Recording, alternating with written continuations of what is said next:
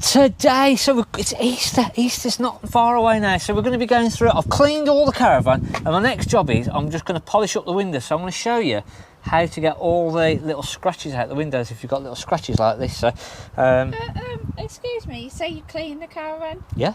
Washed it. Really? Yeah, washed it, polished it. I've seen the state of it. Whoa, hang on, stop, whoa.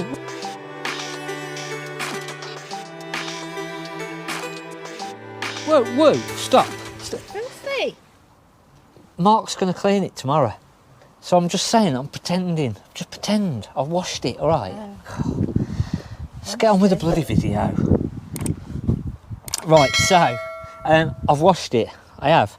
But I don't know about, I've done half of this window here. And what's happened is, as we've gone down the little country lanes, if you get the right angle, you'll see half of it is nice and half of it has got little, I don't know whether you can see the little scratches. The sun's playing havoc with it today. Is it not, you not really see it? Trust me, it's like I've washed the van. Trust me. Blue Peter here. Trust what me. I did earlier, half a window. So half the window I've polished it, and we've got little scratches, not really deep scratches, just the sort of scratches you get from the bush. When you've rubbed it down your bush and you've got a few little scratches on there, this is what happens. And I'm using G10. We've got this in our Amazon shop, I think. And also, when you're washing your Caravan, use Caravan Magic. That's quite good. They've got crud busters. Have a look in the Caravan shop. In our description below, we've got all the link for the shop, and you'll see all the cleaning areas. So good stuff to wash the van through, getting it ready to go away. But then, as I say, this last bit is just polishing up our windows. I've lost my train of thought now. You've ruined the bloody video again, haven't you? You've ruined it. We're talking about scratchy bushes and all sorts. So I've got G10, which is good, very good for little light scratches on the windows, because I want it to look nice. So yeah, just for the light scratches, this G10 is very good. Bit of tea cut, so just out of Halfords, you can use a bit of tea cut, and it will just get the little light scratches out. We have got a video that I'll put a link popping up if you've got to do it properly. If there's deep ones that aren't coming out like this, but it's amazing once you've actually washed the van properly what a difference just doing the windows does, and just gets all these little light scratches out. Now today, obviously, hopefully you have already gone through your van from our previous videos, and you've been doing your checks. You've checked your water system, we've done the Puri clean like we did last week. We've been checking the toilet pump, so we've been making sure the toilet pump has been working.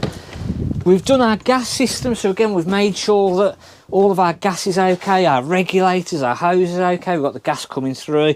Making sure that fridge is lighting up on the gas again, it's just a good one every 6 months just to make sure that is coming through. So hopefully when we actually go away in the Caravan, if you've not already been away, we're now ready to go. We've done all of our checks, we can sort of pull up on site and we can actually enjoy our holiday rather than thinking, oh, I hope that's going to work, or I hope that's going to work. And the reason for sort of doing our wash down and getting all ready is that we can now have a real good look again at the bodywork. We did it before the winter came, and we're going to do it again now. Once we've cleaned everything all off, we're going to look for all the cracks in the front and back panels. We're going to get our little ladders up there and just have a quick look on the top, all on the sides, and we're going to make sure there's no cracks. And I've got a little clip coming up where we found a crack on an older Swift Caravan, and just a very, very snippet of what we can do to actually put a cap cover on there to repair it, and that's popping up now. What on earth are we doing today? Well, you might be able to notice that somebody has taped up a fairly good old crack on the seam here. So instead of having it repaired, what they've done is put a piece of tape over there just as a temporary repair. Now, you can have these plastic welded and then filled in and painted, and it looks absolutely perfect and original, but the customer on this one has decided that they would rather have the covers put on. So these covers will effectively be cut down and fitted over the top. And I suppose the advantage of the cover is they're a little bit cheaper. I suppose all said and done, it's a little bit cheaper, and you can do both sides, and then it stops if you were to have a crack coming up on the opposite side, because currently there's nothing on the opposite side, so we wouldn't do a repair on the opposite side. But it just means that we can protect both sides. So these will be glued on essentially. We'll remove the light. The light will be fitted back into that side part of the panel, but what it then does is it protects both sides of the panel. So we'll end up just drilling out the end of the crack either side. The end cap here is coming off, so that's all going to be removed and then refitted back on. And then we might even redo the strap or the cover over the back as well, and put a new cover on that, but that'd be a later date. If we do that, we've not been instructed to do that, so it's literally just repairing this crack. But as I say, these you can buy off the internet. Swift were originally sort of saying that this was the upgrade if you had any cracks on the panel, so this is the way Swift wanted these to be repaired. So we're going to get onto it, and I'm going to just clean this up first, fill all this in, drill out the ends, fill that all in and make it nice and secure, so if anything were to happen and anything was to get underneath of these covers, we know that is still protected and it's going to do its job and not let anything in. But these are then just going to prevent any further later issues. So let's get on and see how it goes. A couple of hours. I think the covers are about 50 quid. So by the time I've done the other side, it's sort of half a day. So you're going to probably be paying maybe between £200 and £400. I'd have said, if you said about £300 roughly, or if you want to have a go yourself, it is something that if you're a bit of a DIYer, you can have a go at. So I say just a bit of cleaning up now to do, and then we'll probably just go over it just as an overseal once everything's all settled and dried, just to be 110%. So that should show you, if you do get a crack on one of the Swift back panels, how you can actually do that and how you can repair that. Some people don't like to put the cap covers on there, but that was actually what Swift originally recommended to do and put on there. So that was some of sort of a warranty job that they put on.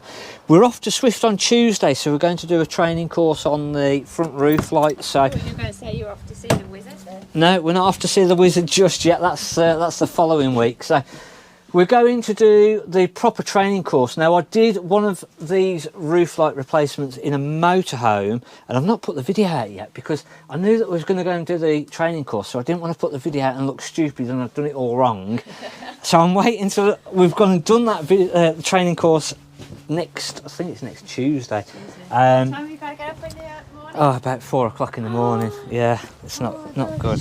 So yeah, we're going to go and do that training course, make sure that we know exactly what we're doing, so that when we do them here, and then when we're training anybody else up here to do that, we know exactly what we're on about, and I'm not just winging it sort of thing.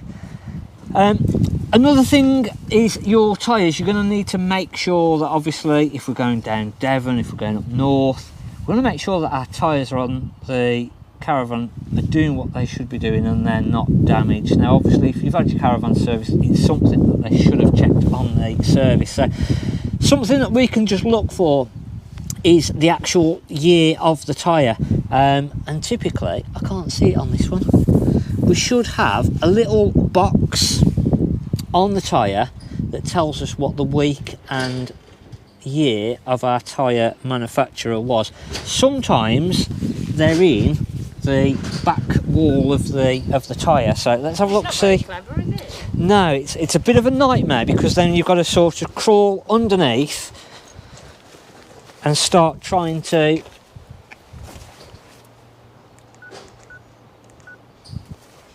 get underneath with a torch and having a look round, whereas on this one we've got our date. So this is the little box that we're looking for, and it'll have 4 numbers in. So this has got 4821. So this is the 48th week of 2021. So 5 years really is what we want our tyres to be, no older than.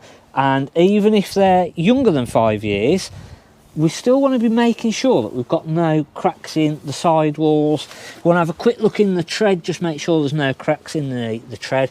And then we want to be making sure that we've got the actual correct tyre pressure in our tyres. So most of the newer Caravans have got the actual tyre pressure on the little side sticker. So on this one, tyre pressure 65 psi, and that's what we want to run them to. Have a look in the handbook if it's not on the sticker, and then there's a little website that will try and put the link into this video here now popping up, or it'll be in the description, and it's Tyre Safe. If you just Google Caravan Tyre Safe, and that will go through the actual website and show you what to put in basically. And I think on their website you're putting in the size of the tyre, so the 195 70 15, the rating of the tyre, and then the weight of the actual Caravan. So you'll need to know what the weight is, and then obviously whether it's a single or a twin axle, and that will calculate what tyre pressure your tyre should actually be. So they're real good checks, that sort of our final ones just before we go on any big holidays, long holidays. We want to just obviously make sure that we've got no damage on our panels, make sure all of our tyres are done, and then just making it nice and clean, nice and tidy. Hopefully I'm going to try to get a little bit of footage from Swift, so I might just put that in next week's video. They might tell me to stop. They might not let me do any filming, so we'll see. And then we'll give you a bit of information next week's video on how that all went. We sort of said about the new site, our new cell site, we're progressing slowly. It's speeding up a little bit, but I think we're still another 4 weeks away. I think May, hopefully, we're looking at that, so there'll be more updates coming on that. If you've not already, hit that subscribe button, hit the like button, and drop us a comment. Thanks for watching, and we'll see you next week.